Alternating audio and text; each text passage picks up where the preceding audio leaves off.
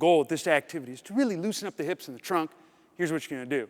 You're going to combine two actions, a reverse lunge, and then you're going to go into a forward step. So for that, with the reverse lunge, what you want is start with soft knees. Exhale so you get the abs small, lower rib cage drops down slightly. And the reverse lunge piece is going to be that. On the step through portion, you're just going to step like that. So you want that you can allow the heel to come up, that's totally okay. Now in each of those positions, you're going to do a fake throw. So when I do the reverse lunge, I'm going to start with the ball high up, and I'm going to chop down like that towards the working leg, holding position. From there, when you go and step forward, you're then going to do a forward fake throw like so. So there's two throws with this. It's going to look like this. So I'm here, I'm going to inhale, drop down, exhale, fake throw and step.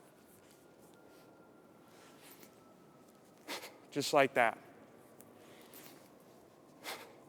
Just so you can kind of see the angle from the front, starting up here, just like that.